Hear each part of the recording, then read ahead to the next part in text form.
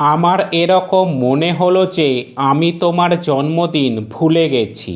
আমার মনে হয়েছে যে তোমার কোথাও ভুল হয়েছে, অথবা এটা আমার মনে হলো যে আমরা আরও কিছু করতে পারি। ভিউয়ার্স, দৈনন্দিন জীবনে এই ধরনের বাংলা বাক্য আমরা কিন্তু অনেক সময় শুনে থাকি অথবা বলে থাকি, যেখানে আমার এরকম মনে হলো, আমার মনে হয়েছে, অথবা এটা আমার মনে হলো, এই কথাটি থাকে। আজকের এই ভিডিওটিতেই আমি আপনাদেরকে শেখাবো, যখন কোনো বাংলা বাক্যের মধ্যে আমার এরকম মনে হলো, অথবা আমার এরকম মনে হয়েছে, অথবা আমার মনে হলো, বা এটা আমার মনে হলো, এই কথাটি থাকবে, তখন সেগুলিকে কিভাবে ইংলিশে ট্রান্সলেট করবেন। তার আগে আপনি যদি এই চ্যানেলে নতুন হয়ে থাকেন, তাহলে এই ধরনের আরও ইনফরমেটিভ ভিডিও পাওয়ার জন্য চ্যানেলটিকে অবশ্যই সাবস্ক্রাইব করবেন। এই ধরনের বাংলা বাক্যগুলিকে ইংলিশে ট্রান্সলেট করার সময় সাধারণত দুটি স্ট্রাকচার ফলো করতে হবে। প্রথম স্ট্রাকচারটি হলো it occurred to me that plus subject plus ভার্বের সেকেন্ড ফর্ম বা past form plus rest of the sentence, এবং দ্বিতীয় স্ট্রাকচারটি হলো it occurred to me that plus subject plus can plus ভার্বের first form plus rest of the sentence. মনে রাখবেন, যখন কোনো বাংলা বাক্যের মধ্যে পারি, পারবো, পারবে অথবা পারবে না এই কথাগুলি থাকবে না, তখন কিন্তু প্রথম যে স্ট্রাকচারটি রয়েছে সেটি ফলো করতে হবে।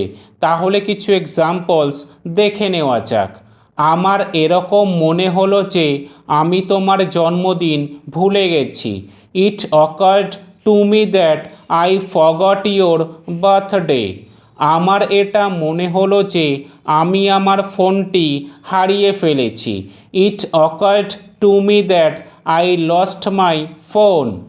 আমার মনে হয়েছে যে তোমার কোথাও ভুল হয়েছে। It occurred to me that you made a mistake somewhere.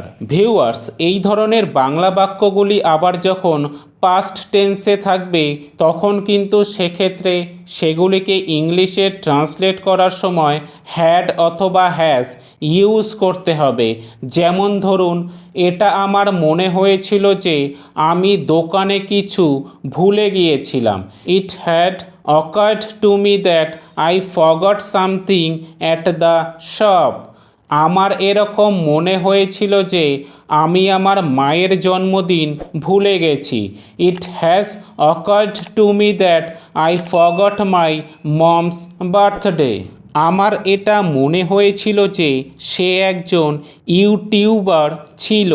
It had occurred to me that he was a YouTuber.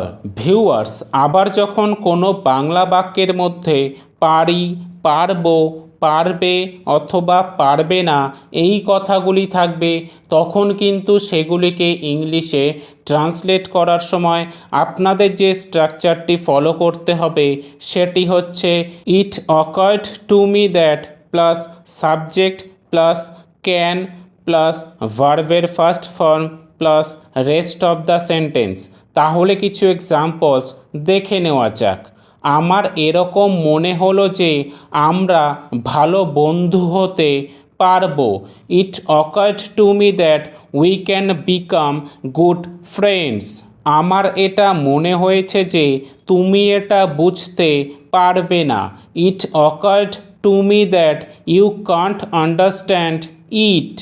আমার এরকম মনে হলো যে ডাক্তার তোমাকে বাঁচাতে পারবে।